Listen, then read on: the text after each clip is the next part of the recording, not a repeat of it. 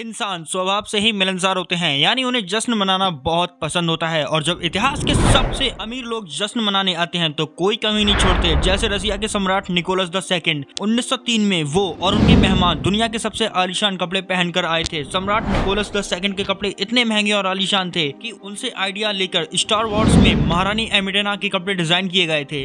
उनकी बीवी अलेक्जेंड्रा ने ऐसी ड्रेस पहनी जिसकी कीमत आज के जमाने में लगभग $10 मिलियन होती, और वो ड्रेस उन्होंने पहनी बस एक बार। अमेरिकी इंडस्ट्रियलिस्ट सीकेजी बिलिंग भी कम नहीं थे। 1903 में उन्होंने न्यूयॉर्क सिटी में लुइस सेरी रेस्टोरेंट में आज के $1.6 मिलियन खर्च करके BYOH पार्टी रखी, यानी ब्रिंग योर हॉर्स पार्टी, जिसमें सबको घोड़े पर बैठकर आना था। अगर कोई इंसान एक रात में इतनी दौलत खर्च करे जितनी लोग जिंदगी भर में कमाते हैं तो जाहिर है ऐसे लोग के पास इतनी दौलत होगी कि हम गिनते गिनते थक जाएंगे। ये सब शान शौकत दिखाने का तरीका था। हद से ज्यादा रईस लोग इस मामले में सबसे आगे थे। हम इस वीडियो में उन जिनकी बात करेंगे वो इतिहास के सबसे बड़े रईस थे, सबसे बड़े अधिकारी, कारोबारी और सम्राट थे, और वो हद से ज्यादा खर्च करने वाले लोग थे। लेकिन जब सबसे आलीशान पार्टी रखने की बात आती हो तो 3 सबसे पहले दर्जे के लोग कौन थे, और पार्टी में सबसे ज्यादा दौलत उड़ाने के मामले में उनमें से कौन सबसे आगे था, जानते हैं आज की इस वीडियो में। आगे बढ़ने से पहले आप हमारे चैनल को सब्सक्राइब जरूर करें, क्योंकि मैं आपको ऐसी हिस्ट्री से रिलेटेड मजेदार वीडियो लाता रहता हूं। आज के जमाने की सबसे आलीशान पार्टी 1996 में हुई बुनाई के सुल्तान के 50वें जन्मदिन जैसे होते हैं, जिसमें उन्होंने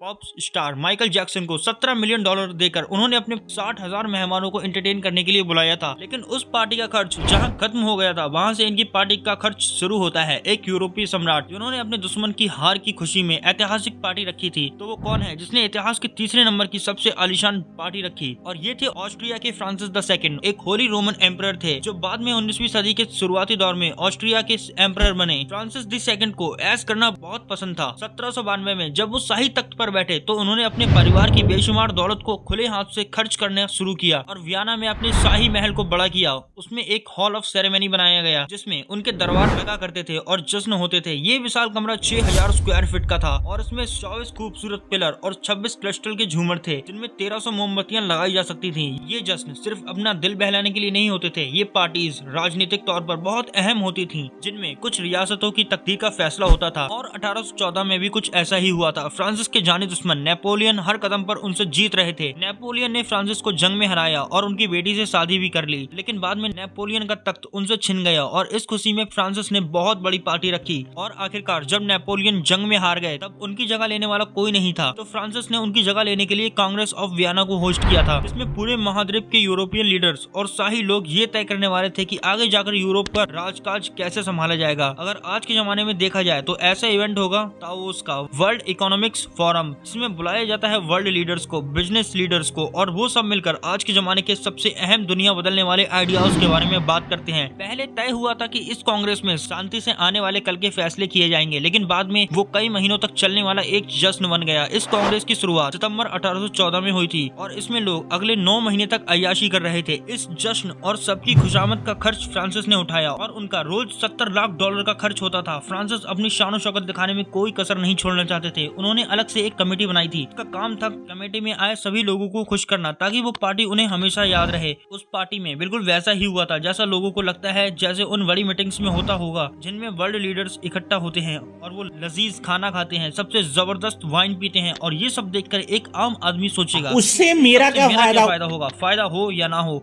उन्हें तो बस इतिहास की सबसे बड़ी पार्टी मनानी थी। फ्रांसिस ने इस पार्टी में रोज 12,000 मेहमानों के लिए दावत रखी थी। फ्रांसिस ने बेहिसाब दौलत खर्च करके खाने में क्या रखा था, चलिए आपको बताते हैं। 1200 सुअर, 570 गेम बर्ड, 100 रोस्टेड हेयर और rabbits, 48 platter beefs, 12 roasted wild birds और 3000 लीटर सूप के, जिनसे 18 बाथ टब भरे जा सकते थे। याद रखिए, इस तरीके का खाना 9 महीने के उच्च डॉलर मौज मस्ती का सिर्फ एक हिस्सा था, जो कि वियना की कांग्रेस थी।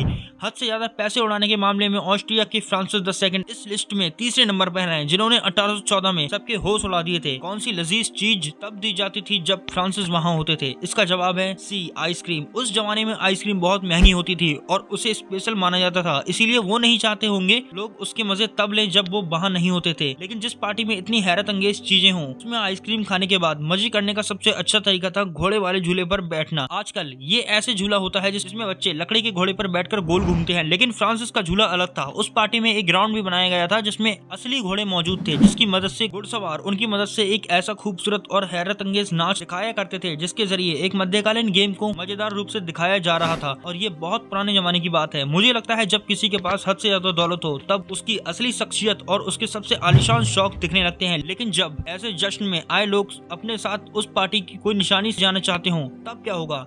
9 महीने के इस लंबे जश्न के बाद कई मेहमान वापस जाते वक्त सम्राट की कुछ चीजें अपने साथ लेकर चले गए। इस जश्न के खत्म होने के बाद शाही बर्तनों में से 3000 चांदी के चम्मच गायब हो गए थे और चीजें गायब होने से फ्रांसिस को कुल मिलाकर और $9 लाख का नुकसान हुआ। और उनकी कीमत से ज्यादा जरूरी बात थी उनकी शाही पहचान, क्योंकि उन सभी चम्मच पर ऑस्ट्रिया के शाही दरबार मोहर लगी हुई थी और वो चम्मच किसी के पास होना इस बात का सबूत होता था कि वो कांग्रेस ऑफ वियना में जाकर आया था। तो इस 9 महीने की दावत, जश्न, नाच गाने और बेहिसाब अयाशी में सम्राट फ्रांसिस का कितना खर्च हुआ था? उस वक्त के डॉक्यूमेंट्स के मुताबिक फ्रांसिस ने कांग्रेस ऑफ वियना के नाम इस बेलगाम पार्टी में आज की कैलकुलेशन के हिसाब से 100 से 210 मिलियन डॉलर की दौलत खर्च की थी। जाहिर है फ्रांसिस ऐसे अकेले सम्राट नहीं थे जो राजनीतिक फायदे के लिए इतनी बड़ी पार्टी रखते थे। 1897 में महारानी विक्टोरिया की डायमंड जुबली थी। तब उन्हें रानी बने 60 साल हो चुके थे और जश्न की शुरुआत उन्होंने 4 लाख लोगों को शराब और तंबाकू बांटने से की। और रोमन सम्राट टाइटस ने अपने जमाने में पूरे 100 दिनों तक कॉलोसियम के दरवाजे खुले रखे थे और वहाँ आलीशान जश्न मनाया था। वहाँ दिन रात अयाशी और साथ ही ग्लैडिएटर्स के मुकाबले भी होते थे और वो ऐसा जश्न था जैसे रोम के शहर में पहले कभी नहीं हुआ था। और जश्न मनाने के मामले में रोमन्स ही नहीं, अमेरिकी भी बहुत आगे हैं। 4 दशक पहले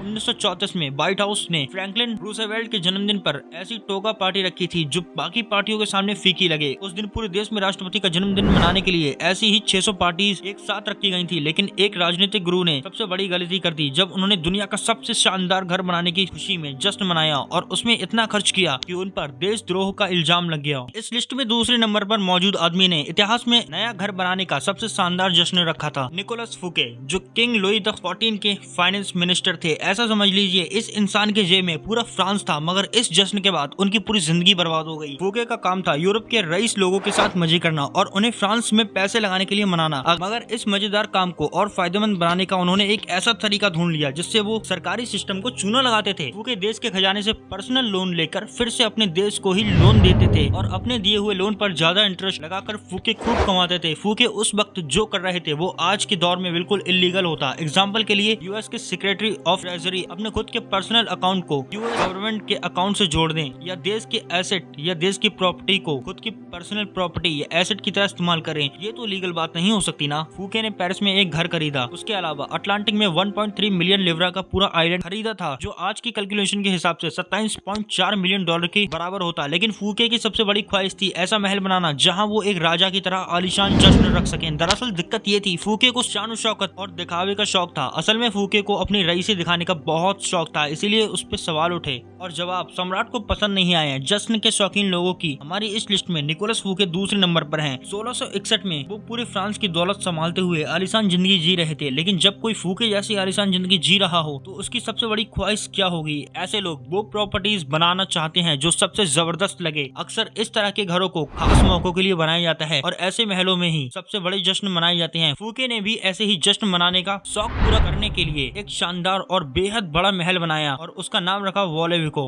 आखिर फूके ने इस घर में क्या क्या बनाया था, चलिए आपको बताते हैं। 26,000 स्क्वायर फुट के फैले महल के साथ 98 एकड़ के बगीचे थे, 36 फव्वारे थे और पूल्स थे और हरक्यूलिस की 20 फुट की सोने की मूर्ति थी। अपने इस नए घर को लेकर फूके बहुत खुश थे और उसे सबको दिखाने के लिए बेताब थे। फूके ने तय किया उन्हें अपने महल को पूरे होने की खुशी में एक बहुत बड़ी पार्टी रखनी चाहिए और उन्होंने सम्राट को सम्मान देते हुए उन्हें भी पार्टी में इनवाइट किया। फूके ने सोचा चलो मैं एक काम करता हूँ, मैं खुद किंग को दिखाऊंगा कि मैंने क्या बनाया है और ये उन्हें पसंद आएगा। फूके ने पार्टी में आए लोगों को तोहफे दिए और औरतों को गहने दिए और मर्दों को एकदम ऊंची नस्ल के घोड़े दिए। खाने की बात ही अलग थी, लोगों को सोने की थालियों में कई पकवान परोसे गए। फूके के स्पेशल शेफ का नाम था फ्रांसुआ बटेल। वो वुल्फ गैंग पफ और गॉर्डन हैम्स से 10 गुना ज्यादा काबिल थे और उसने बटेल ऑटोलो बनाया। ये एक छोटा सा पक्षी होता है, उसे बनाने का तरीका ये है कि उस पक्षी को शराब में डुबाकर मारने के बाद पूरा का पूरा पकाया जाता है। कहा जाता है जितने फ्रेंच लोग उसे खाते थे वो नैपकिन से अपना सर ढक लेते थे, क्योंकि अगर ऊपर वाला उन्हें देख लेगा तो उन्हें इसकी सजा मिलेगी। और फिर आखिर में वेल जैसी दिखने वाली एक नाव ने वॉल्विको पर विशाल नहर में से जबरदस्त आतिशबाजी की, जो फटने पर कलश जैसा आकार बनाती थी, जो फ्रांस का प्रतीक है। लेकिन अपने सम्राट के सामने रईसी दिखाना उन्हें बहुत भारी पड़ गया। जब लोई ने यह सब देखा, एक महल जो खुद उनके महल से काफी बेहतर था और काफी आलीशान था, एक ऐसी पार्टी जो उन्होंने अपनी जिंदगी में कभी नहीं रखी थी, और ऐसा खाना जो उनके महल से काफी बेहतर था, तो उस वक्त उन्हें लगा कि ये मुझे नीचा दिखा रहा है और ये मेरे लिए खतरा है। इस पार्टी के सिर्फ 3 हफ्ते बाद फूके सरकारी दौलत के गलत इस्तेमाल के इल्जाम में अरेस्ट किया गया। लुई द 14 को एहसास हुआ कि उनकी दौलत और रईसी फूके के सामने कम लग रही थी, जबकि फूके उनके लिए काम करता था। तो फूके के पास ये सब करने के लिए पैसे कहां से आए? मतलब फूके पक्का कुछ न कुछ गलत कर रहा था। तो कुल मिलाकर फूके की इस आलीशान पार्टी में कितना खर्च हुआ? उस पार्टी में उनके आज के $13 मिलियन के बराबर खर्च हुआ था। लेकिन उन्होंने अपने बेमिसाल घर वॉल्विको पर जितना खर्च किया वो सिर्फ एक बार की पार्टी की फीस बनकर रह गई। उनका $13 मिलियन का खर्च जब्त कर लिया गया, जो आज के हिसाब से $400 मिलियन के बराबर होते हैं। ये पार्टी तो फूके को सच में बहुत महंगी पड़ी। फूके को गिरफ्तार करके उसमें मुकदमा चला, जिंदगी भर के लिए जेल भेज दिया गया, जहाँ ना तो खाने के लिए ऑर्टोलो था और जहाँ ना दिखने के लिए कोई आतिशबाजी। वैसे एक बात तो माननी पड़ेगी, इतनी शानदार पार्टी रखना कि उसके लिए आपको जेल भेज दिया जाए, तो ये अपने आप में एक अचीवमेंट है। लेकिन पार्टी के लिए हद से ज्यादा आलीशान घर बनाने से ज्यादा अजीब क्या है? एक ऐसी जगह पर पार्टी रखना जहाँ पर कोई घर ही ना हो, यानी एक रेगिस्तान के बीचों बीच, और फिर भी उसमें दुनिया भर के लोग आए। 1970 के दशक में एक शासक ने बिल्कुल यही किया, जब उन्होंने दुनिया का सबसे बड़ा जश्न रखा था। इसीलिए वो शौकीन लोगों की इस लिस्ट में पहले नंबर पर हैं। और ये है मोहम्मद रजा पहलवी, यानी ईरान के आखिरी शाह मोहम्मद रजा पहलवी, जो कि 1941 में शाह बने थे। उन्हें विरासत में अपने पिता से बेशुमार दौलत मिली और वो तब ईरान पर राज कर रहे थे जब पेट्रोलियम की कीमत तेजी से बढ़ रही थी। उनके पास इतने पैसे थे कि कुछ भी कर लो खत्म नहीं होंगे। कहते हैं शाह के 40 साल के शासन में एक ऐसा वक्त था जब उनके पास आज के $79 बिलियन के बराबर दौलत थी। और इस दौलत को दिखाने का इससे बेहतर तरीका क्या होगा कि दुनिया भर के शासकों को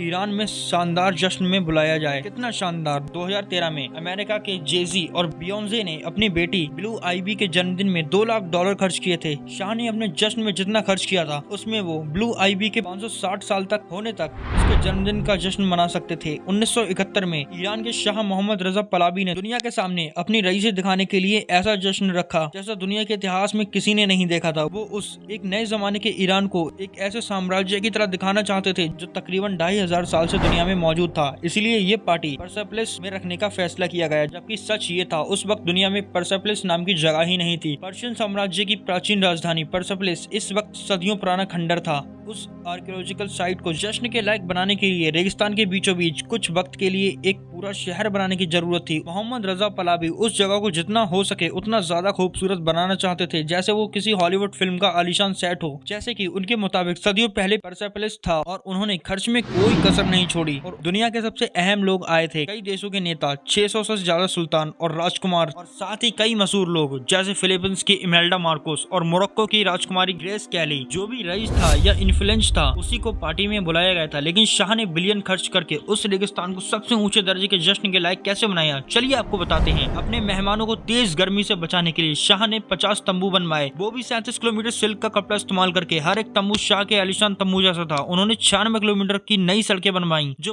परसेपोलिस को पास के एयरपोर्ट से जोड़ती थी और उसी से होकर ही 250 bullet proof Mercedes Benz limousine में मेहमानों को वहां लाया गया था। उनके वहां पहुंचते ही सबसे पहले शाहिया टावर दिखता था। ये करीब 150 फुट लंबी इमारत है जिसे 8000 संगमरमर पत्थर से सिडनी ओपेरा हाउस से इंस्पायर होकर बनाया गया था। उन्होंने इस जगह को परसेपोलिस जैसा बना ही दिया था और वो टेंट अपने आप में 5 स्टार होटल की तरह थे। शाह ने वहाँ खाना बनाने की जिम्मेदारी पेरिस के मैक्सिम को दी, जो उस वक्त दुनिया के सबसे बेहतरीन रेस्टोरेंट माना जाता था। 165 शेफ, 150 टन किचन का सामान और 18 टन खाना हवाई जहाज से बाहर लाया गया, जिसमें 6000 पाउंड अलग अलग तरह का मीट, 250 पाउंड अलग अलग गेम बर्ड और 330 पाउंड कैवियर भी शामिल था। और भला कोई शराब को कैसे भूले? विंटेज शैंपेन की 2500 बोतल, 2000 बोतलें वाइन और 12 बोतलें 1860 के कॉन्याक के लिए गए थे। तो मोहम्मद रजा के मुताबिक ये एक शानदार जश्न था जिसका मकसद था ईरान की शान को दिखाना और ईरान की आम जनता के लिए ये वैसे ही हालात थे जैसे फ्रेंच रेवोल्यूशन के वक्त फ्रांस के लोगों के थे, जहां आम जनता का मानना था कि देश में शाही और रईस लोग ऐश की जिंदगी जी रहे थे और उन्हें जनता की कोई परवाह ही नहीं थी। इस जश्न की वजह से आयतुल्ला खुमैनी शाह से बहुत नाराज हुए, जिन्होंने इसे शैतान का त्योहार करार दिया। एक बात जो इस्लामी कट्टरवादियों को पसंद नहीं है, वो किसी पार्टी में फिजूल खर्च करना सही नहीं समझते और इसे वो नियमों के खिलाफ मानते हैं। जब जश्न में हुई खर्च की न्यूज सामने आई तो लोग बहुत नाराज हुए। जब शाह के कर्मचारियों से पूछा गया तो उन्होंने कहा कि इसमें सिर्फ 60.8 मिलियन डॉलर खर्च हुए थे, जो आज के 112 मिलियन डॉलर के बराबर होते हैं। लेकिन ईरान के प्रेस वालों के मुताबिक इस पार्टी में 500 मिलियन डॉलर खर्च हुए थे, जो आज के करीब 3 बिलियन डॉलर के बराबर रकम होती है। आगे जाके पर्सेप्लिस का ही जश्न शाह का तख्त छीनने की कुछ अहम वजहों में से एक बना। ये सब देखकर ईरान के लोग बहुत नाराज हुए और बोले बहुत हुआ और अब देश अलग तरह से चलना चाहिए। और उन्होंने देश से निकाले गए आयतुल्लाह खोमेनी को वापस बुलाकर वो सरकार बनाई जो ईरान में आज भी चल रही है। जब बात हद से ज्यादा आलीशान पार्टी मनाने की हो तो शाह ने फ्रांसिस और फूके को बहुत पीछे छोड़ दिया था। अगर शाह की पार्टी में उतना खर्च हुआ था जितना प्रेस वाले बोल रहे थे तो उतने में वॉलोविको जैसे महल बनाकर वैसे 7 जश्न हो जाते या कांग्रेस ऑफ वियना की पार्टी को 15 सालों तक चलाया जा सकता था। इन सभी पार्टियों को मिलाकर आज के 3.6 बिलियन डॉलर के बराबर खर्च हुआ था। सोशल मीडिया की वजह से आज के जमाने के हमें रईस लोगों के जश्न के बारे में हमें पता चल जाता है, भले ही बंद दरवाजों के पीछे होने वाले जश्न और एनडीएस की वजह से दिलचस्प बातें सामने नहीं आती, लेकिन उनमें से कई रईस उतनी जबरदस्त पार्टीज नहीं करते होंगे जितनी सम्राट फ्रांसिस निकोलस फूके या शाह रजा पलावी ने की थी। जाहिर है इसीलिए मुकेश अंबानी और बाकी मशहूर लोग आज भी अपने पार्टी के बारे में पोस्ट डालने के लिए आजाद हैं। तो दोस्तों आज के इस वीडियो में इतना ही, मिलते हैं आपसे किसी नेक्स्ट वीडियो में, तब तक के लिए बाय।